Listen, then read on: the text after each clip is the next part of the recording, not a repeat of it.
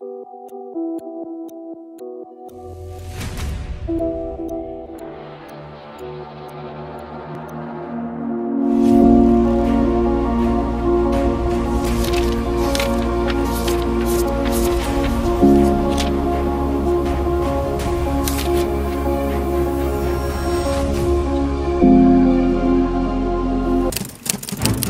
sigaw ng balintawak ayon kay Guillermo Masangkay.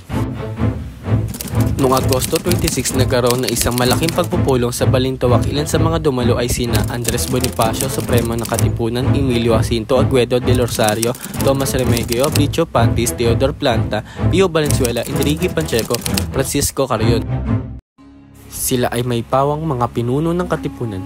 Bukod sa kanila, may mga delikado rin mula sa Bulacan, Cabanatuan, Cavite at Morong, ngayon na tinatawag na Rizal, na nagpapatunay sa paglaganap ng revolusyonaryong kilusan sa iba't ibang lalawigan.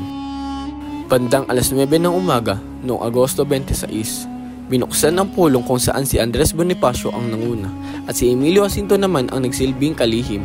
Layunin ng pagpupulong na talakayin ang kung kailan magsisimula ang himagsikan.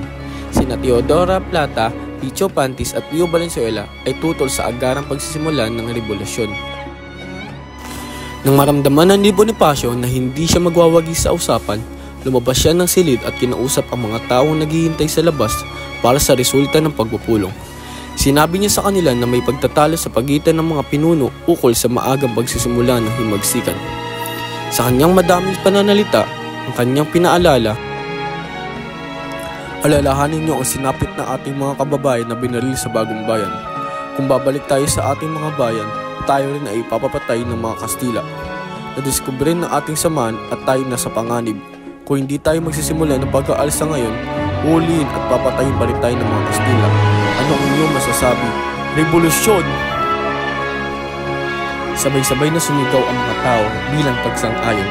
Inikayat sila ni Bonifacio na patunayan ang kanilang katapatan sa revolusyon. Pinaluwanag niya ang tanda ng pag-aalipin ng mga Pilipino ay ang kanilang mga sedula. Kung tunay kayong handang maghimagsik, nais kong makita kayong sirain ang inyong mga sedula bilang sag-isag ng ating tuluyang pagkalas ng mga Kastila.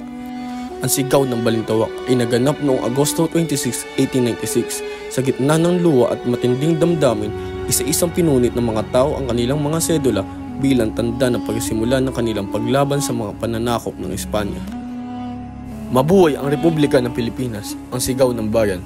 Sa simula nagkaroon ng hindi pagkakasundo ang mga pinuno ukol sa estratehiya at taktika at marami ang nagdududa kung dapat bang ituloy ang pagbubunyag ng revolusyon dahil sa kakulangan sa armas at suporta.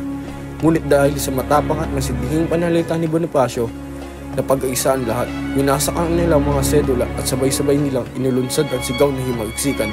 Hindi naman ang sedula! Mabuhay ang revolusyon!